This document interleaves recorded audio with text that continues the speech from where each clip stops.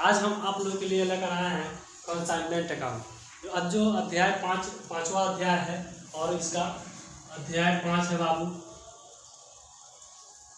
अध्याय 5 है जिसमें हम जानेंगे कंसाइनमेंट अकाउंट यानी कि प्रेषण या चालान खाता, जो है बीकॉम फर्स्ट ईयर से रिलेटेड है। बीकॉम फर्स्ट ईयर के चैप्टर का ही है, रिलेटेड नहीं है, सॉरी, बीकॉम फर्स्ट ईयर के चैप्टर है जिसमें हम जानेंगे कंसाइनमेंट।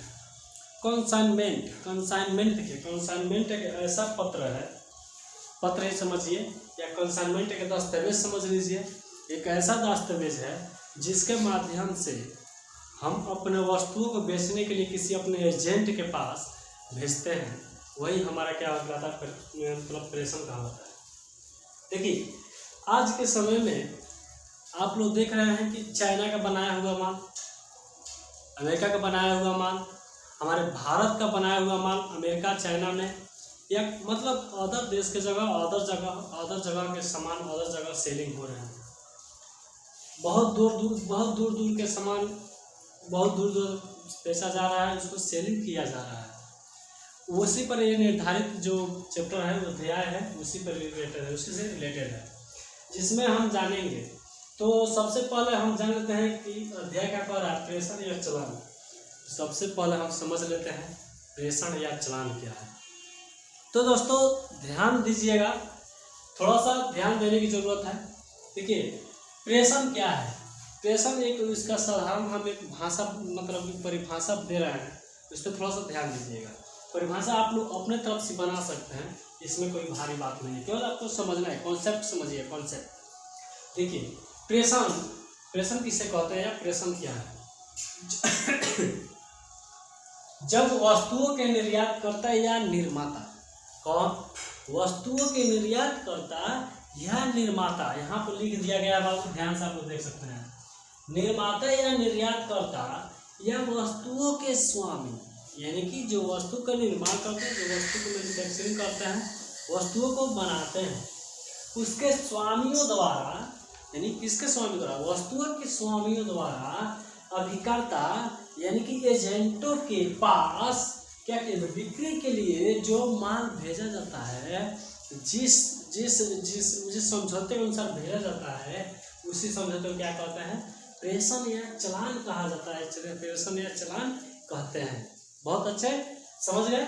अब देखिए आगे हम लोग इस ऐसे तो हो गया एक परिभाषा।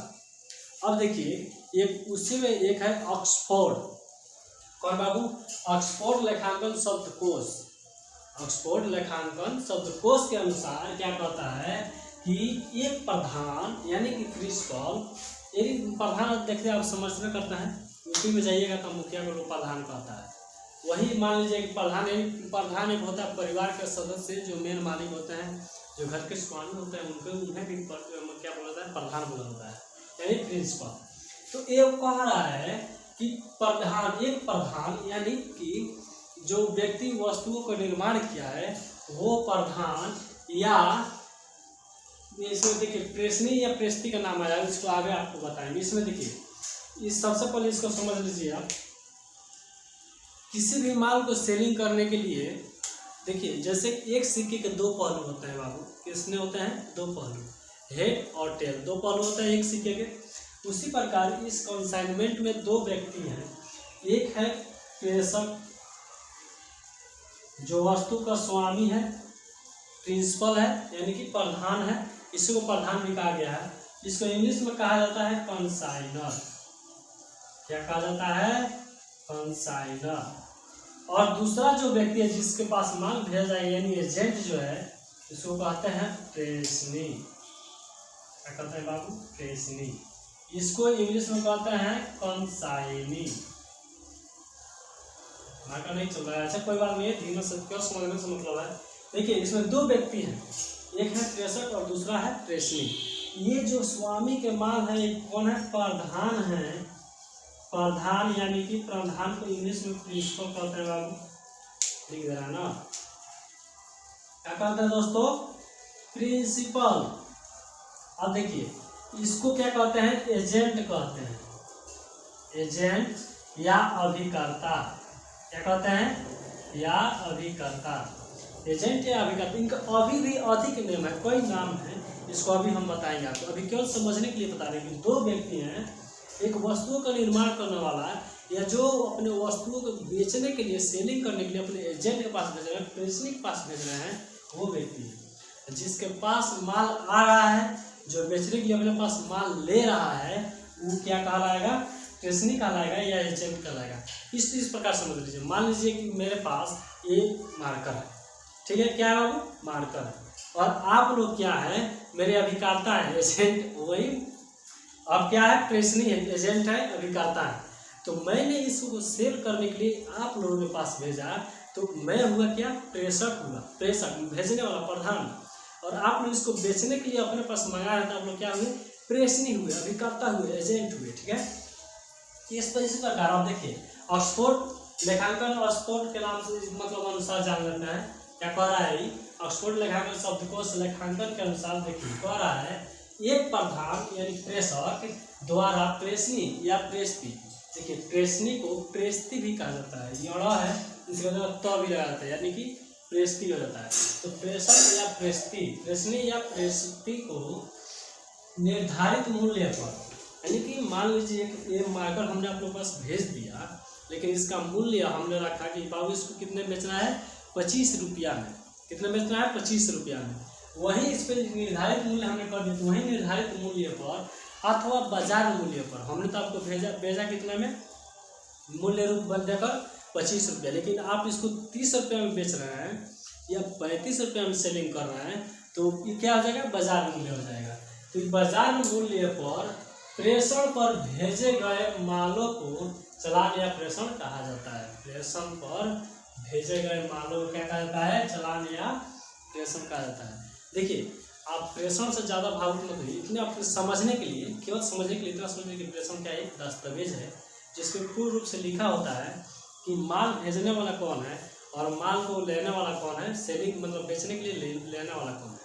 इसमें देखिए ये होता है कि जो माल भेजता है वो बेचता नहीं है, भेजता है उसको अपने एजेंट को बेचने के लिए। किस रूप में वो बेचेगा? तो उसको क्या मिलेगा? कमीशन मिलेगा। दुनिया देखिए, दुनिया अभी लालच में टिकी है। कोई भी हम आपको पढ़ा रहे हैं तो हमको भी लालच है कुछ का, हमको भी मिल जाएगा, मतलब कि हमारा फीस मिल जाएगा या जो कुछ भी हो।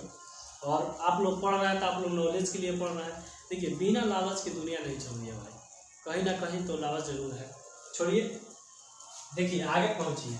अब चलती है, देखिए आपको बताते हैं कि प्रेषक क्या है, यानी प्रधान या वस्तुओं के स्वामी कौन है या उसे किस प्रकार समझा जाएगा। तो उस प्रकार देखिए, प्रेषक या चालानकर्ता, देखिए प्रेषक जो है इसे क्या कहा जाता है?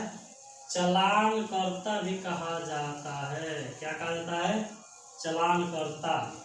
क्या कहा जाता है? चालानकर्ता कहा जाता है। इसे मतलब इससे क्या आप समझते हैं, इसको समझाते हैं।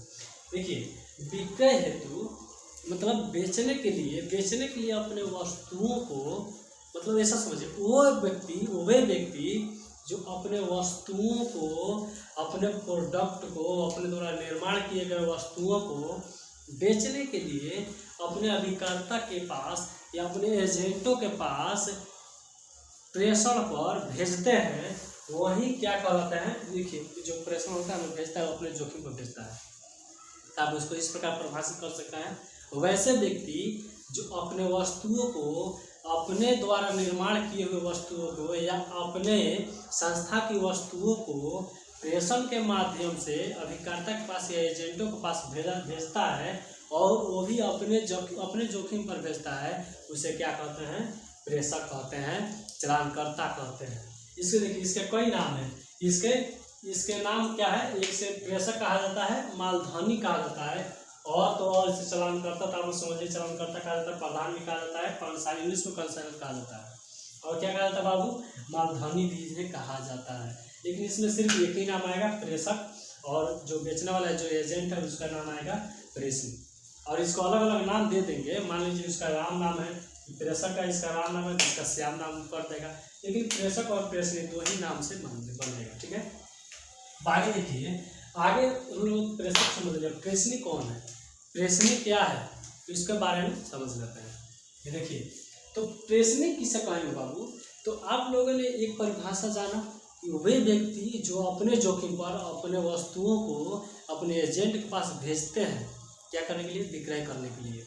तो उसी का जस्ट डिपॉजिट करना है, उल्टा कर देना है। इसका करना है कहेगा, इसके लिए कहेंगे आप वह व्यक्ति जो कमीशन के लिए दूसरे किसी का वस्तु या प्रेषक के वस्तुओं को बेचने के लिए अपने पास मंगाता है, वो क्या कहलाता है, प्रेषणी कहलाता है, एजेंट कहलाता है या अभिकर्ता कहलाता है।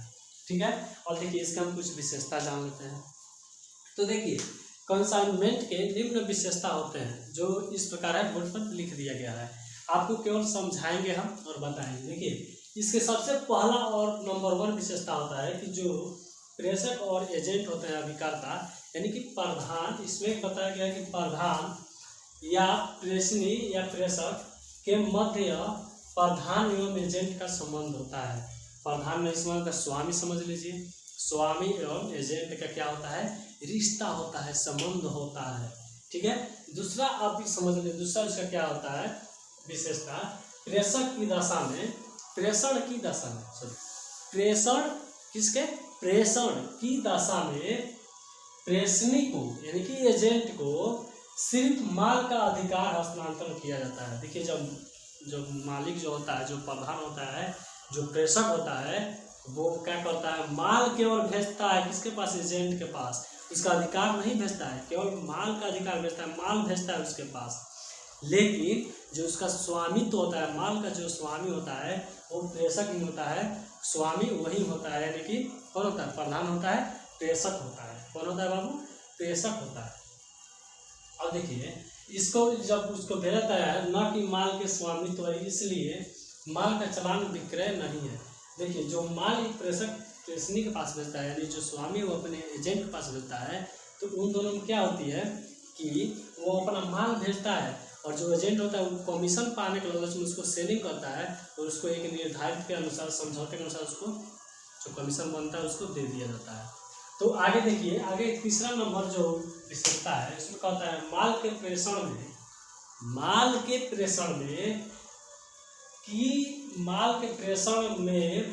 की जोखिम, हमने बताया जो माल की जोखिम है वो प्रेषक के साथ ही रहती है।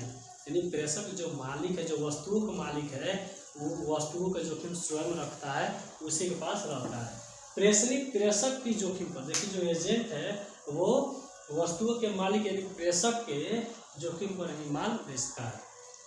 अगला देखिए चौथा नंबर कह रहा है प्रेषणी को निर्धारित दर समझौते के अनुसार कमीशन प्राप्त करने का अधिकार होता है। यहाँ पे कमीशन छूट गया है, आप लोग लिख लीजिएगा। कमीशन क्या कहता है बाबू, जो प्रेषक होता है वो प्रेषणी को निर्धारित दर से समझौते के अनुसार से क्या देता है, कमीशन देता है। क्या देता है बाबू, कमीशन देता है। अब देखिए पांचवा नंबर समझ लीजिए, प्रेषणी को उसके द्वारा किए गए व्ययों की प्रतिपूर्ति करने का अधिकार है। देखिए जो प्रेषणी होता है वो, मान लीजिए जो प्रेषक है वो तो दिल्ली है, मान लीजिए एक वो पटना है और माल बेचना है यहाँ पे, जहाँ आप हैं वहाँ पे मान लीजिए आपके पास माल उसको बेचना है और पटना से भेज रहा है।